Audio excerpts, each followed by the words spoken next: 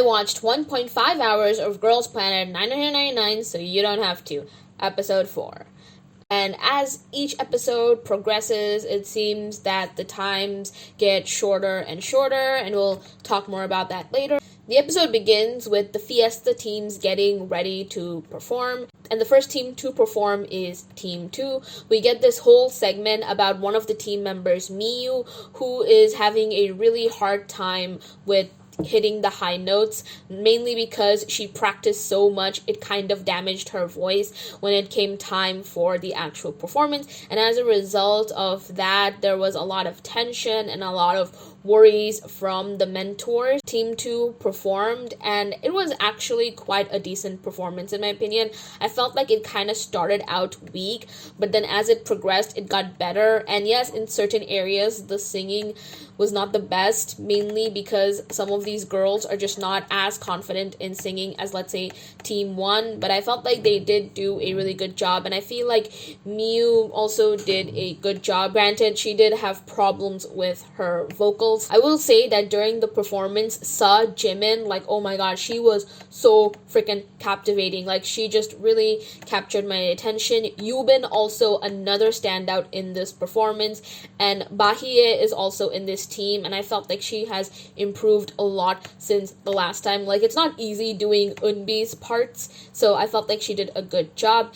And yeah, mistakes were made, but I feel like the girls did do their best. Then we have Team 1's performance, and we also get a segment where one of the team members, Hwang Jin Chao, messes up and endangers herself, which also has Yesa and Mashiro in it. And, you know, the whole segment is about her feeling really guilty and crying about it because she's like really sad and she feels really bad about it. However, Jing Chao, she works really hard to improve and she fixes everything, and none of her mistakes show up in the performance. The whole performance of Team 1 was also really good. Honestly, it was just full of so much life, and like one of the mentors said, it did feel like a party. And yeah, I had a lot of fun with this performance. It actually felt like that i-dle was performing, especially during the chorus parts, and Jing Chao, I'm really proud of her. I felt like she did really well. And in this team, you also have Jin Wei. So when I saw her perform, I was actually really very impressed. She improved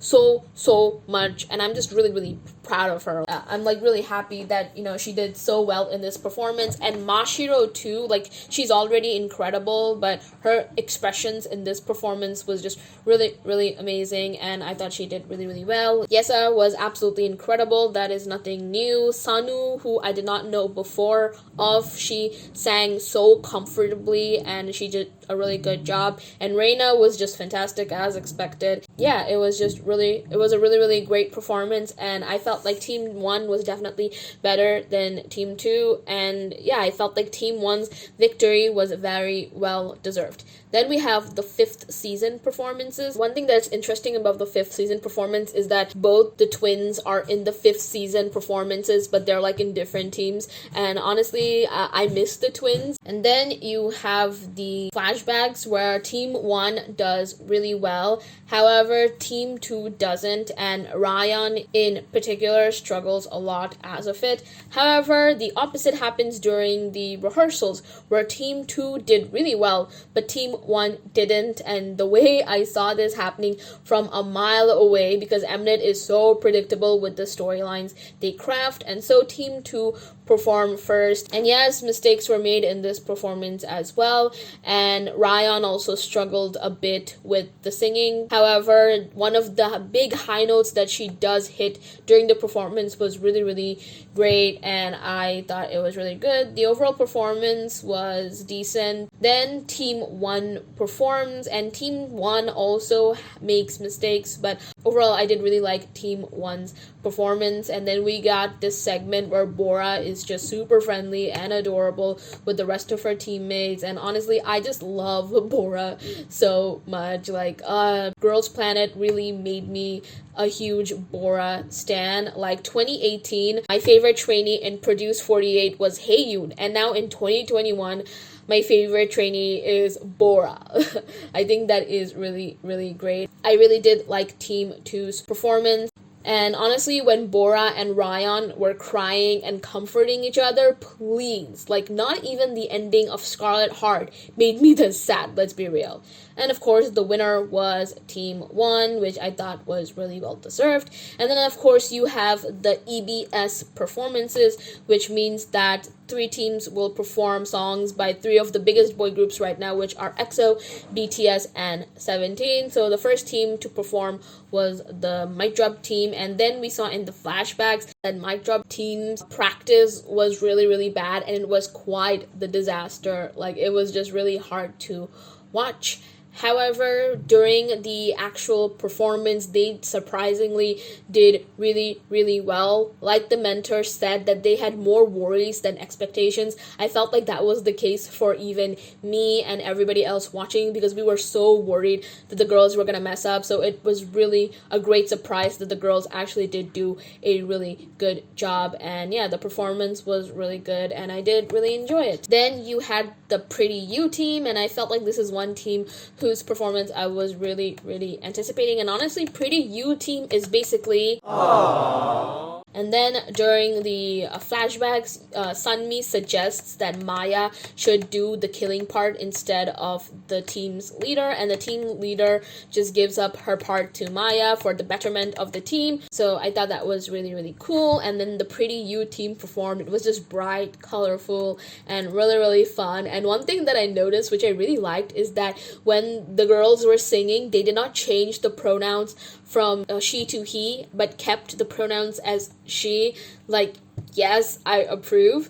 And yeah, the performance was a lot of fun, and Maya, she was a great center for the performance, and I had a lot of fun with it. And then of course you had the Eve team performing. This performance was also really, really, really hyped up. However, not everything is as great during behind the scenes, and one of the mentors, they were so right when they said that instead of the members trying to stand out, they should divide the parts properly for the betterment of the team. And then of course you had the whole segment of Dion where she wanted a different part, and then all the teammates, they finally, voted and changed their parts up.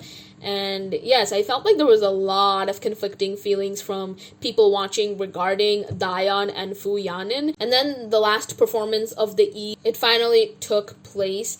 The performance was good, but I felt like something was missing in it. And I kind of agree that the performance really did not feel like the entire group was working together, but it instead felt like different people were trying to stand out. So I felt like that is the issue I have with this performance. However, I felt like the members of the team that really stood out to me was definitely Shauna. Like, oh my god, she's so adorable, but she understood the assignment. She truly did. And Suyeon was also incredible. Like, she is the moment. And not many people are talking about Ji-yoon's vocals. Like, her vocals for this were absolutely incredible. And in my opinion, Shauna, Hikaru, Ji-yoon, and Suyeon, I felt like they embodied the song's feeling the best. Overall, the performance did not wow me, but parts of it was great. And then the winner, surprisingly, was Pretty You. However, it did not surprise me that well, because I felt like Pretty You's performance was the strongest out of the 3, so I thought their win was deserved.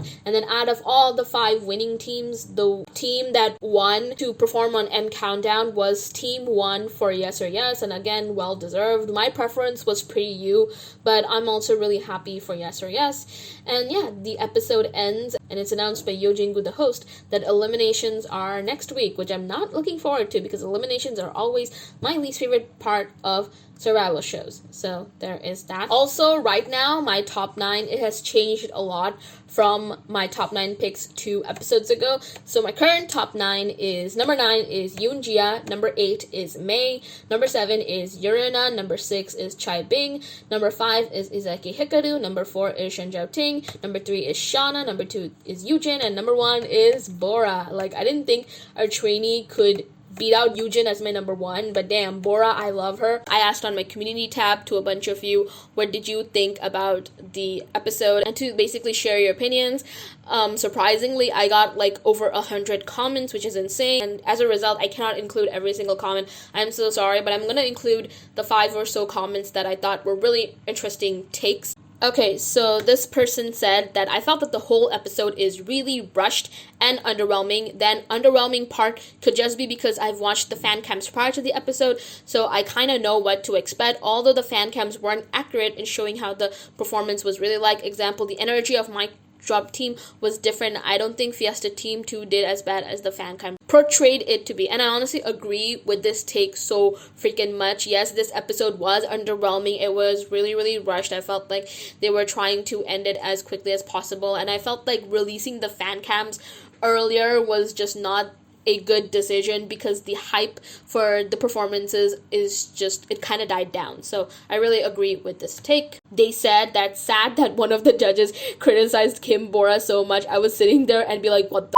I agree so much. Like, honestly, Bora did so well. Maybe she wasn't, like, incredibly perfect, but, man, tearing Bora down like that, I did not like it personally. Atini Moa, they said that I really disliked how they only focused on one specific member on most of the performances because it doesn't give the audience a chance to get to know the girls, especially when voting is about to end. I agree with this so much. It's really annoying that instead of focusing on the entire team, they focus on one specific person and one specific person's issues. Like, yeah, I don't like it either. I agree with that. And this other person said the judges need to step it up with their opinions. Firstly, I rarely see any constructive criticism. It's just them telling how the performance was bad and or how this contestant messed up. I expect more guidance from them.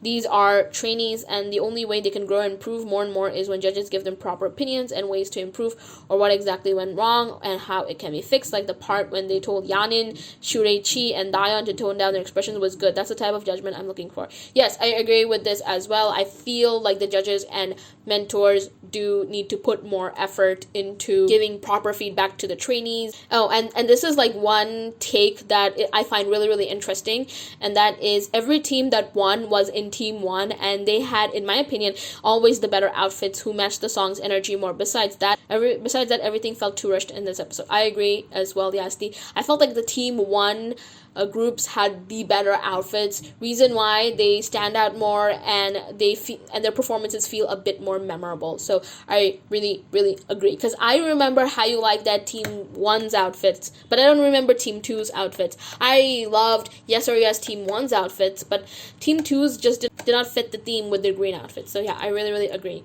But yeah, that's what you missed on Girls Planet 999.